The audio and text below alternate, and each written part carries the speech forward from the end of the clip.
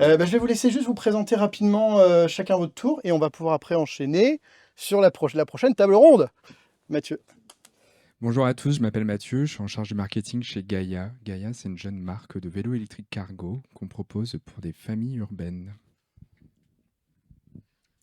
Bonjour, je m'appelle Déborah Cohen, je suis la fondatrice de DIR, qui est une agence social média, influence et brain content. Et aujourd'hui, on est 35 collaborateurs et on accompagne plein de marques différentes comme Dyson, Trade Republic, le groupe Estée Lauder et plein d'autres.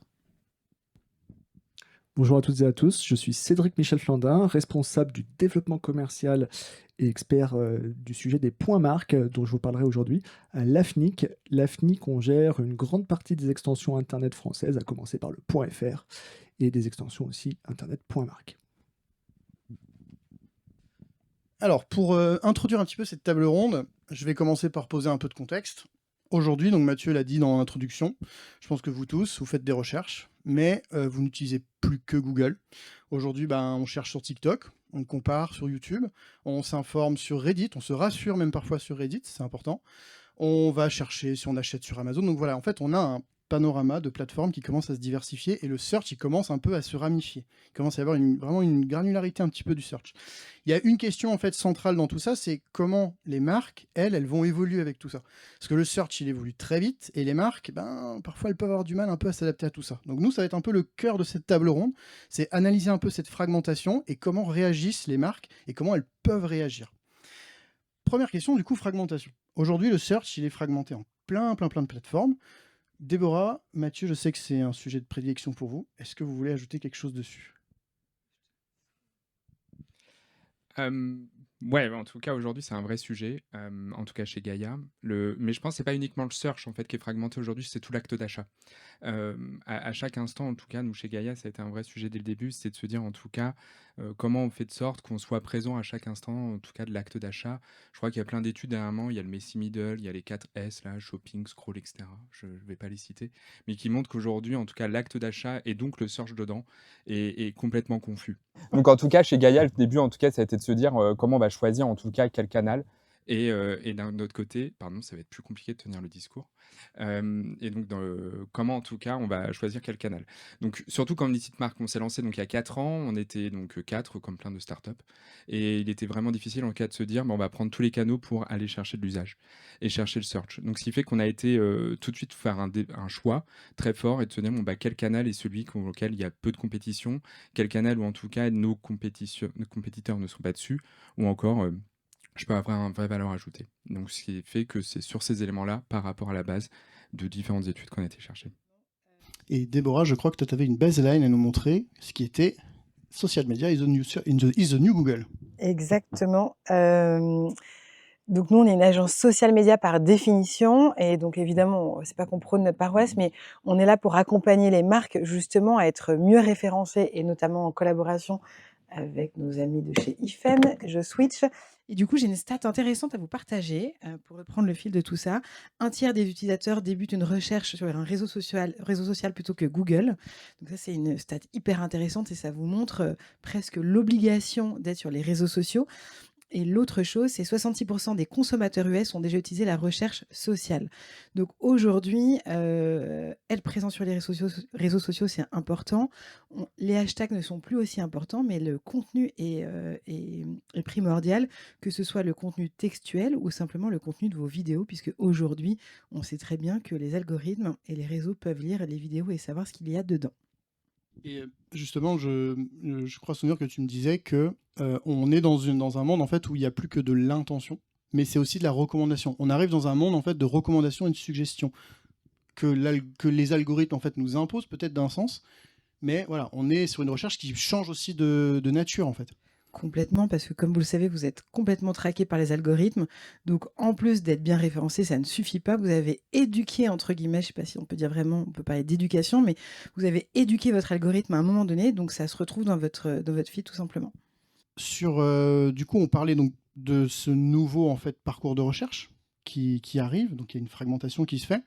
Euh, il faut qu'on s'outille, en fait. Il faut avoir des nouveaux outils pour piloter ça.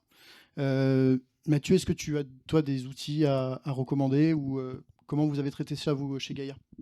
La fragmentation, elle a prise au début, en tout cas, c'était de se dire à nouveau que j'essayais de dire précédemment, c'était, comment on identifie où sont mes concurrents et moi j'y suis pas et derrière de faire le choix et de se dire: «En fait, je vais prendre un canal et sur lequel je vais y aller». Par exemple, hein, c'est assez simple, nous, ça a été de se dire: «Bon, bah, Instagram, c'est là où il fallait». On est sur les familles urbaines, et donc il fallait y aller. Elles sont surtout présentes là-dessus et j'avais aucun acteur il y a 4 ans de ce côté-là. Tous les acteurs du search, enfin les acteurs en tout cas du vélo électrique étaient principalement sur le search et sur le SEO. Donc par exemple, le choix qu'on a fait, c'est peut-être pas la meilleure audience pour le dire, mais on n'a pas été sur le SEO. Pas du tout et pas pendant assez longtemps. Et merci IFEN de nous accompagner depuis pour récupérer le retard. Mais en tout cas, ça, c'était un vrai choix fort. Donc en tout cas, des outils, je pourrais en citer, mais en tout cas, c'était surtout des outils de veille, des outils qui nous permettent de faire un choix et d'éviter de parsemer nos efforts parce que quand on est peu, on peut pas parsemer. Et ce qu'on veut, c'est de la rétention mémorielle. C'est de se dire, bah, en fait, quand je me vois, bah, en fait, je suis là et en fait, je suis retenu. Et donc, on reparlera peut-être un peu après, mais c'est qu'est-ce qui va nous distinguer d'autres concurrents et qu'est-ce qui va faire en sorte que j'ai un taux de présence de mémoire. Et qui utilise TikTok dans la salle? Ah, parce que je crois que Déborah, tu as des stats sur TikTok. J'en ai plein des stats sur TikTok. Ce qui est intéressant, c'est que TikTok, c'est la nouvelle manière de découvrir des marques. Et donc, cette statistique, c'est 71% des utilisateurs TikTok déclarent avoir découvert des produits qu'ils n'avaient pas vus ailleurs. Donc, autant parfois, on peut aller dans le Marais se promener pour découvrir des nouvelles boutiques. Et finalement, depuis son téléphone, on va se promener, on va scroller pendant des heures à la recherche de nouvelles marques qu'on ne connaît pas. Et il y a une autre stat qui est intéressante sur TikTok, c'est plus de 40% de croissance annuelle du volume de recherche sur TikTok. Donc vraiment pour vous dire que la recherche est inhérente aux réseaux sociaux. Et les plus jeunes, sans vouloir avoir l'air d'être un peu vieilles, ils recherchent directement sur les réseaux sociaux. Ça ne leur pose même pas, ils n'ont même pas l'idée de dire «Ah tiens, je vais rechercher sur Google comment je sais pas, se faire cuire un œuf par exemple». Alors, dans tout ça, donc on a vu que tout ça, ça se fragmente, les usages changent. Et maintenant, je vais me tourner vers Cédric, parce que Cédric, les marques, il faut qu'elles s'adaptent à ça. Mais surtout, il faut qu'elles aient un discours, il faut qu'elles aient une posture. Qu'est-ce que tu peux nous dire justement sur comment les marques peuvent appréhender ce changement et comment elles l'appréhendent peut-être même déjà aujourd'hui? Alors effectivement, à la FNIC, nous, on gère le .fr, on accompagne aussi des grands comptes dans la gestion d'extensions Internet personnalisées. Donc on a aussi une vision assez large des acteurs aujourd'hui sur Internet, comment ils doivent maîtriser aussi dans ce contexte qu'on a exprimé, comment ils doivent maîtriser leur communication. Alors c'est vrai qu'on a de plus en plus d'informations qui arrivent par les réseaux sociaux, qui arrivent par email, par SMS. Et l'enjeu, c'est pour les marques et les organisations au sens large, c'est de proposer un contenu cohérent qui donne confiance à l'utilisateur. On est beaucoup dans la punchline sur les réseaux, mais derrière, il va falloir aussi renvoyer l'utilisateur et au sens large aussi, la communauté associée à la marque, vers justement cette notion de contenu très fiable. Et pour ça, on voit qu'il y a bien sûr des moyens. Bien sûr, il faut déjà passer par des extensions Internet, des adresses de confiance. Alors dans la salle, est-ce que vous connaissez, je pense, le point .io? Déjà, je vais rester sur les pays. Qui a quand même monté. Est-ce que vous savez quel territoire est associé au point .io? Parce que c'est pas une extension dédiée à la tech, c'est une extension à la base qui est associée à un pays. Vous connaissez le nom, il y a un point pour celui qui me sort qui me donne le nom du territoire en question. Ah, il y a une main. C'est les îles Britanniques. Voilà. C'est un archipel d'îles. C'est aussi comparable avec le point TV. Le point TV, c'est utilisé aussi par les chaînes de télévision, mais à la base, c'est un territoire. Et c'est Tuvalu, qui est une île dans le Pacifique. Voilà. Donc on est les lettres à la base sur Internet, c'est dédié au pays. Donc il faut vraiment aussi, pour une marque, se projeter sur des territoires de confiance. Alors, le point .io, le point TV, pourquoi pas, mais sachez que ça change aussi régulièrement de règles. Le point .fr, on a quand même des règles extrêmement stables. On est une des extensions les moins chères aussi dans le monde, avec des règles extrêmement stables, des niveaux de performance et de sécurité très très élevés.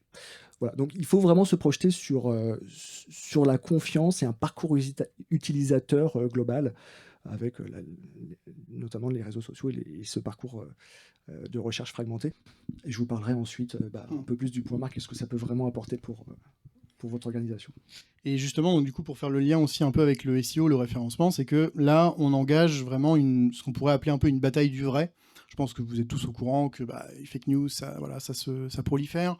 Nous, il y a une vraie bataille à mener sur le contenu, parce qu'aujourd'hui, le contenu, il a doublé, triplé, en fait, grâce aux agents IA, à la production de contenu. Je pense que sur les réseaux sociaux aussi, l'arrivée de l'IA a dû doubler, tripler peut-être le nombre de publications sur les réseaux sociaux. Donc, il y a des vrais enjeux, en fait, de comment exister dans tout cet écosystème. On verra plus tard aussi dans d'autres tables rondes comment aussi l'IA peut nous aider à exister là-dedans. Mais il y a vraiment cette vraie bataille du vrai. Alors, est-ce que Mathieu, Déborah, vous avez quelque chose à ajouter là-dessus, sur justement comment une marque sur les réseaux sociaux peut mener cette bataille du vrai? Est-ce qu'il y a des techniques, des méthodes à suivre? Il y a une méthode que comme tout le monde commence à connaître, c'est les UGC. Donc pour ceux qui ne connaîtraient pas, c'est les User Generated Content, donc des vraies fausses personnes qui vont faire des vidéos et qui sont proches des gens. Donc c'est des acteurs amateurs qui se filment.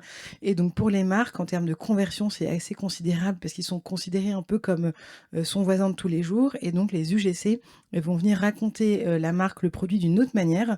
Et derrière, en termes de performance, de véracité de la marque, c'est assez incroyable. Donc il y a cette première partie-là, et il y a la deuxième chose aussi, nous, la manière dont on accompagne les marques à l'agence, c'est se dire aussi, quand on prend la parole sur les réseaux sociaux, vous n'êtes pas là pour faire un catalogue e-shop, vous êtes là pour vraiment raconter votre marque et vraiment aller au-delà de tout ce que vous pouvez pas raconter sur votre site internet. Et donc c'est en général un conseil qu'on donne. Après, il y a toujours un curseur à trouver entre être hyper authentique et faire des vidéos de pauvre qualité, ou à l'inverse, d'être beaucoup trop premium et de plus être proche de sa cible. Et donc, c'est toute cette balance qu'il va falloir trouver à un moment donné sur les réseaux sociaux. L'UGC à fond, entièrement d'accord. Nous, en tout cas, on voit dès qu'on fait de l'UGC, on réduit par 2 le coût d'acquisition aujourd'hui, donc ça, c'est assez incroyable, mais c'est pas une grande, enfin, en tout cas, c'est quelque chose qui est utile. L'UGC de l'influence, vous prenez un influenceur, alors là, c'est banger, comme on dit, je crois. Donc ça, c'est vraiment cool. Après, je reviendrai, il y a quand même des fondamentaux pour moi. Il y a la preuve, en tout cas, on va dire terrain, que je trouve qui est clé avec le review. Juste ça, en fait, c'est l'élément qui est clé et sur lequel, en tout cas, aujourd'hui, c'est la confiance dans le review, quel player va nous accompagner là-dessus, et de m'assurer, en tout cas, je vais avoir un bon élément. Et un autre élément que je trouve de plus en plus vrai, c'est la cohérence, ou la preuve par la cohérence, c'est de m'assurer qu'en tout cas, du point A au point Z, en tout cas, j'ai la même chose. Nous, par exemple, on va avoir en tout cas une pub, ou en tout cas des éléments sur les réseaux avec un influenceur, où on a quelqu'un qui s'appelle Fanny. Si vous avez des pubs Gaïa sur votre téléphone, normalement, vous avez Fanny, qui en tout cas prend la parole, et vous allez la retrouver après sur une landing page, après vous allez la retrouver sur le site, et aussi bientôt sur les éléments aussi SEO, on travaille là-dessus. C'est de se dire qu'en fait, à tous les touchpoints, j'ai soit une marque qui est incarnée, soit en tout cas, j'ai quelqu'un qui va me rassurer et va m'accompagner, en tout cas, et avoir la même cohérence du message. Ce qui est difficile aujourd'hui sur la fragmentation, les différents touchpoints, c'est de s'assurer qu'en fait, je parle avec la même personne ou de la même chose et avec confiance pour mon utilisateur. Ce qui est intéressant de noter, du coup, c'est qu'au final, le contrôle de la marque, il se fait pas que du côté de l'entité, il se fait aussi du côté des users.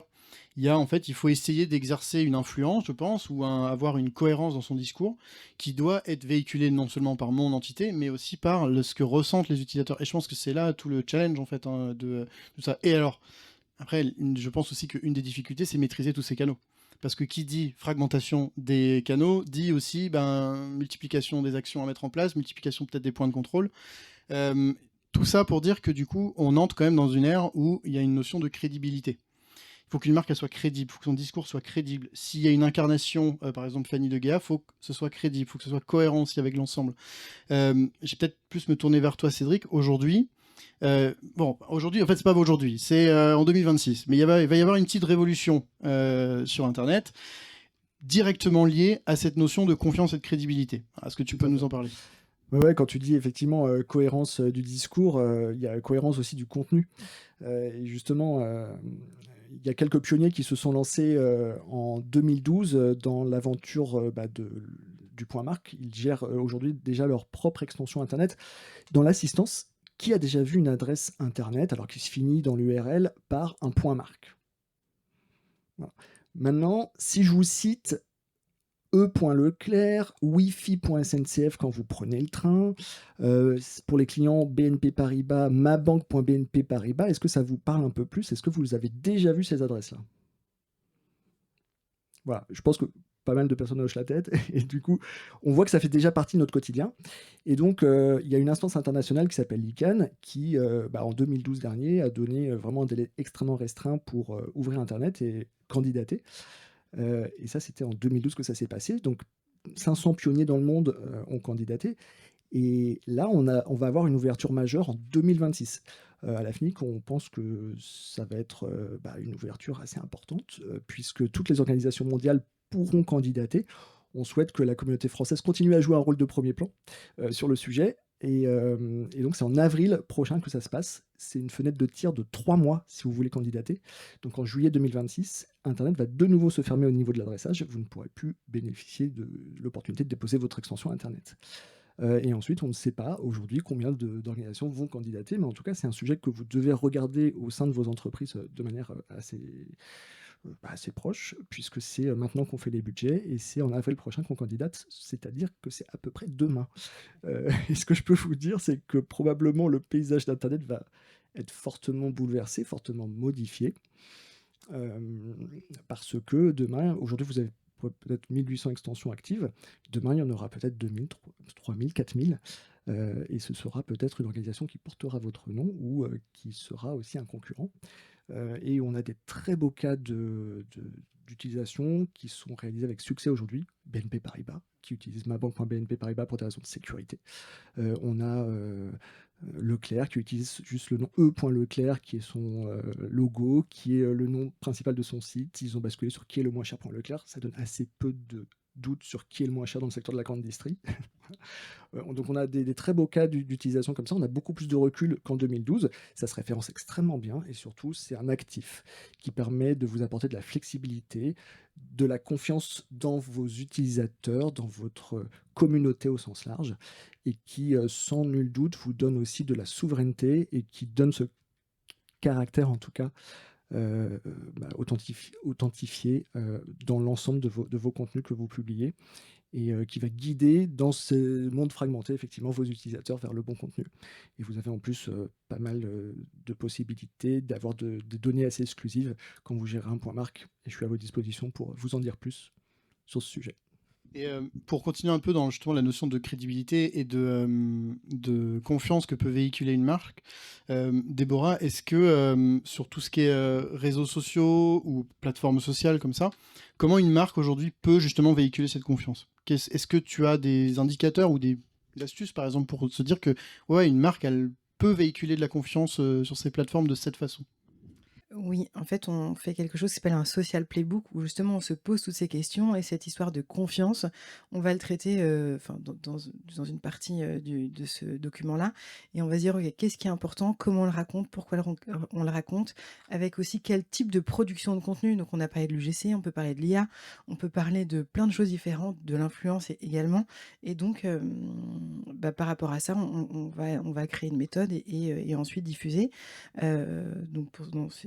J'ai répondu à ta question. Ouais, Oui, pas mal. je peux encore détailler, mais je ne vais peut-être pas trop rentrer dans les détails. Non, si tu peux, hein, il y a le temps encore si tu veux encore rajouter quelque chose, mais après Mathieu, si tu veux prendre la parole sur le sujet aussi. J'ajoute juste une dernière chose, c'est que nous, les réseaux sociaux, on voit ça comme une piste d'atterrissage. Donc, une fois qu'on a réussi enfin à être trouvé et qu'on a intéressé notre audience, c'est comment on fait pour capter ces personnes-là et qui restent. Et donc, comment on travaille les premières secondes de la vidéo, comment on va faire de l'A/B test sur un hook, notamment sur TikTok, et pour se dire, OK, bon, bah ça fonctionne, et comment ensuite on va remettre du budget paid pour venir redéployer derrière et venir recapter des nouvelles personnes. Donc, c'est un peu, tout ça, c'est un écosystème. Il y a le référencement d'un côté, il y a la qualité du contenu, il y a les piliers, il y a aussi comment on va amplifier tout ça grâce au paid, comment on va retoucher grâce notamment aux influenceurs, comment on va retargeter derrière. Et donc, tout ça fonctionne ensemble et c'est ça qui est assez amusant dans nos métiers, c'est comment on va les toucher à chaque moment et on va finir par vendre plein de produits et plein de vélos. Tu as souligné justement un terme là, sur lequel je voudrais revenir, c'est la notion de moment de vie. En fait, qui dit fragmentation comme ça, un peu de la recherche et du search, forcément aussi il y a des moments de vie qui sont différents. Il faut capter l'internaute, il faut capter son attention à des moments différents. Je crois que c'est toi, Déborah, qui disais au début que les parcours sont plus aussi simples. En fait, c'est pas juste se référencer puis c'est bon, on va être trouvé. Non, c'est des vrais moments de vie en fait, et c'est à ce moment-là qu'il faut donner la confiance en fait. Par exemple, avec, Noélita, que vous connaissez peut-être, on a fait un partenariat avec elle et Dyson. Donc elle est dans son moment de vie où elle est enceinte en ce moment, et donc c'est aussi accompagner tous les moments de vie, de la marque et aussi des influenceurs, parce qu'on est aussi une agence d'influence, et c'est ça qui va aussi, capter l'audience, où l'audience va s'identifier aux différentes personnes et c'est aussi ça, on parlait d'authenticité des marques d'une manière générale. Et ça passe notamment par, des personnes, comme des influenceurs. C'est un peu aussi la stratégie, je pense, sur Gaïa, avec justement cette cible de la famille urbaine. Ouais, l'autre jour, je disais quelque chose, je trouvais assez chouette, c'était aujourd'hui, on croise des marques, on les cherche plus. Et je crois que c'est un peu ça, c'est que finalement, on va en tout cas avoir des marques qu'on va aller rencontrer, soit par des algos, des choses comme ça. On n'a pas forcément, en tout cas, l'intention de recherche directement. Mais derrière, en fait, on va surtout les découvrir. Et c'est quelque chose qui est super chouette. J'ai une amie, bref, je raconte ma vie là. Mais bon, j'ai une amie, jeune maman, parisienne, et aucune envie d'acheter un vélo électrique. Et l'autre jour, elle me dit, bah Mathieu, en fait, je n'ai que toi sur mon Insta. J'ai une très grande fierté personnelle, mais en tout cas, l'élément qui était très chouette, c'est que c'est quelqu'un qui répondait à tous mes éléments du persona et aujourd'hui, bon, c'est tous les algos, je pense que j'invente rien, mais en tout cas, a bien répondu là-dessus et la question qui se posait, c'est: «Est-ce que j'ai réussi à capter son attention?» Parce qu'en fait, être sur les algos, avoir nos différentes créas qui vont tomber, c'est chouette, mais c'est comment, en fait, aujourd'hui, par rapport à ma cible, en fait, je veux avoir le bon message, je veux avoir le bon axe, je veux avoir le format et ça, c'est un travail, mais ultra minutieux et ça, c'est un travail qu'on fait donc très fortement chez Gaïa. C'est donc à la fois, comme on a vu sur la fragmentation, choisir quel canal qu'on fait, et après, on va en fait surtout se dire, bon, bah, comment je vais l'adresser, la bonne persona, pour s'assurer que quand je suis tout là-haut dans le funnel, où en fait j'ai même pas le besoin, bah, comment je vais lui répondre à un pain en lui disant, salut, la pote de Mathieu, là, il faut que tu achètes un vélo électrique. Elle l'a pas acheté encore pour répondre à votre question que vous avez tous dans votre tête. Mais j'y travaille. Et donc à la fin, il faut aussi être distinctif. Je crois qu'en fait, la clé aujourd'hui dans ces algos, toutes ces choses-là, c'est comment en fait je suis le plus distinctif. Comment j'arrive simplement à avoir une marque qui est suffisamment forte pour pas être copiée et donc être identitaire. Et l'autre côté, m'assurer que j'arrive à avoir une marque en fait qui soit reconnue. Et je pense que c'est là-dessus, si on prend le monde du prêt-à-porter un tout petit peu, qui est pas du tout le monde du vélo électrique, je crois que ces marques en tout cas qui sont très identitaires ou statutaires en tout cas s'en sortent beaucoup plus ou sortent mieux. Et chez Gaïa, bah, on a le même sujet, c'est qu'aujourd'hui, il y a 4 ans, c'était trop cool. On a pris des segments très niches, on a été à fond les ballons là-dessus, on a mis tous nos moyens là-dessus. Aujourd'hui, je suis copié de tous les côtés, ce qui est à la fois très cool, mon ego est très flatté, mais de l'autre côté, bah, c'est maintenant comment j'arrive encore à aller plus loin et comment je m'assure en tout cas que bah, je fais pas comme mes copains et que sur aujourd'hui, quand vous allez peut-être chercher vélo électrique parce que vous allez dire Gaïa, c'est quoi déjà? Et ben vous allez avoir plein de pubs et de m'assurer qu'en fait, bah, la pub que vous verrez, vous aurez une présence mémorielle. Parce que je crois qu'à la fin, mon job, c'est juste ça, faire en sorte que vous vous souvenez de Gaïa. Voilà.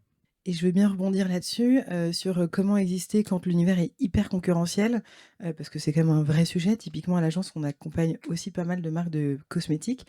On accompagne toujours Aromazone, donc ils sont hyper connus, ils sont, parfois copiés et l'idée c'est de se dire: «OK, comment on fait pour exister dans le paysage sans dire: "Ma crème est la meilleure, mon anti-cerne est top"?» Et donc on a imaginé un podcast qui s'appelle Contrôle Z pour déconstruire les idées reçues comme Contrôle Z l'Inspire. Et c'est vraiment aussi cette idée de prendre la parole avec authenticité comme Aromazone, ça fait partie dans ses valeurs on va dire, de dire vrai, de mettre des produits assez purs dans leur formule et donc de, à un moment donné, se dire: «Je vais créer un format qui est plutôt un format média», va être hyper pertinent pour les marques pour aussi, gagner en crédibilité par rapport à leurs audiences.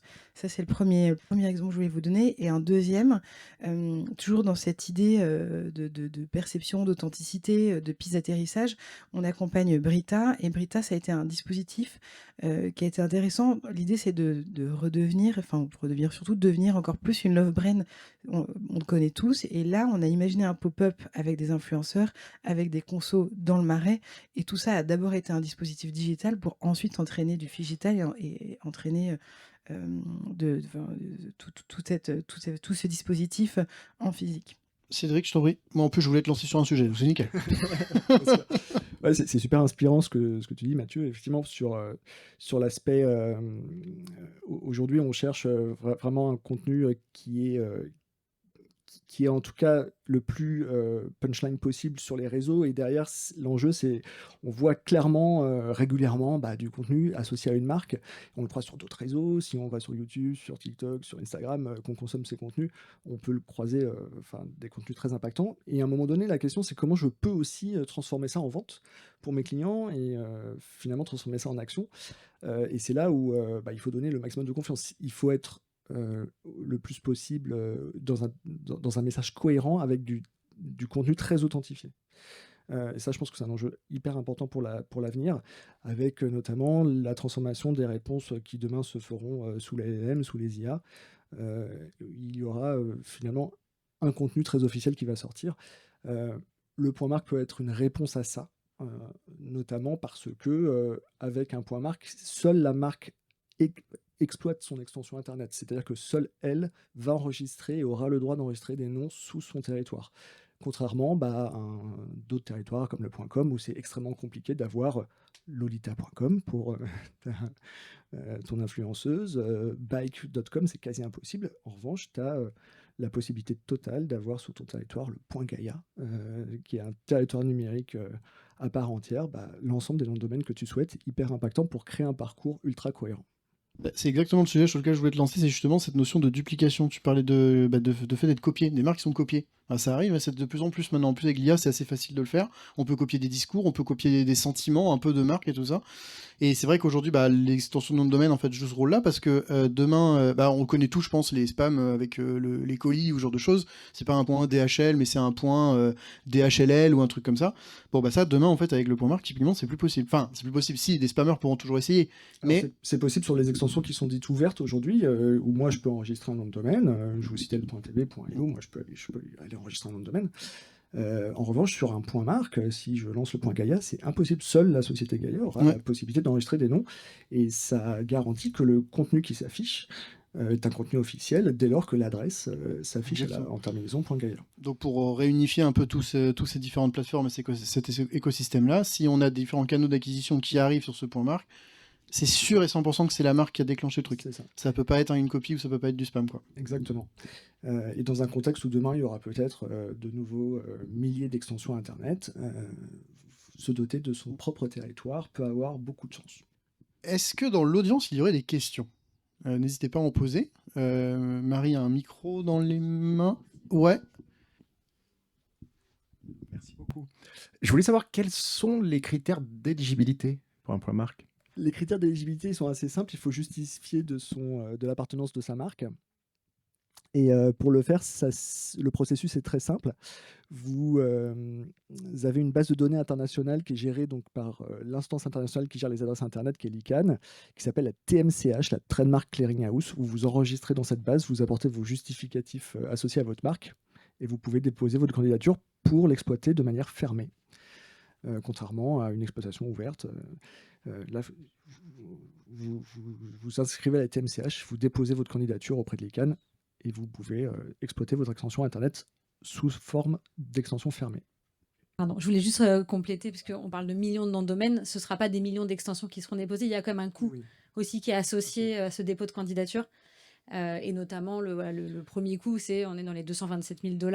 Ça va déjà finalement avoir ça va filtrer à l'entrée. C'est pour ça que je me permets d'intervenir.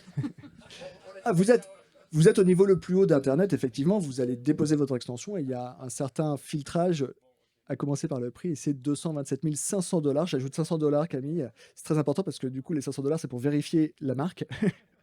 Une toute petite question concernant les marques, justement. On voit beaucoup d'entreprises changer de nom dans le temps. Qu'est-ce qui se passe si jamais on achète demain du coup, cette marque à 227 000 $? Si on achète une extension Internet à $227 000 et que demain on change de nom, il faudra attendre la nouvelle ouverture pour recandidater. Mais en attendant, vous pourrez exploiter votre ancienne extension. Alors, on a quelques cas, ça ne s'est pas beaucoup présenté, mais par exemple, il y a Total qui s'est transformé en Total Énergie. Ils avaient déposé le point Total qu'ils exploitent toujours en interne, mais demain, peut-être qu'ils décideront de candidater en avril 2026 pour changer de nom. Ils peuvent avoir effectivement les moyens. On verra de quoi l'avenir sera fait, mais on sera heureux aussi de continuer à exploiter, pourquoi pas, aujourd'hui on exploite le point Total à l'AFNIC, c'est un point de vue technique, peut-être que demain on exploitera du coup le point Total Énergie. Bonjour. J'ai une question par rapport aux chiffres que vous nous aviez partagés tout à l'heure sur la consommation et notamment le taux de recherche des consommateurs US sur TikTok. Est-ce que vous avez des données sur la consommation des réseaux sociaux en termes de recherche en Europe ou en France? Donc oui, on en a, mais j'en ai pas là tout de suite. Je peux demander à mon équipe si, ça vous intéresse. Et oui, on a des données un peu plus précises, sur ces sujets-là. Similaire ou est-ce qu'il y a des grosses différences? On commence à s'y approcher, oui. Je ne l'ai pas en détail, mais on s'y approche fortement. Et on le voit hyper bien, notamment pour un de nos clients qu'on accompagne, en termes de volume de conversion, c'est assez considérable. En revanche, il faut absolument travailler sa notoriété et sa désirabilité. Parce que c'est comme tout, c'est qu'à un moment donné, il faut créer quelque chose, il faut créer une émotion pour que les gens aillent vous chercher et aient envie de vous rechercher et de tomber sur vous. Donc voilà. Eh ben, je crois que c'est terminé. Et ben, on aura même le temps comme ça de faire une petite pause entre cette table ronde et la suivante. Merci à vous.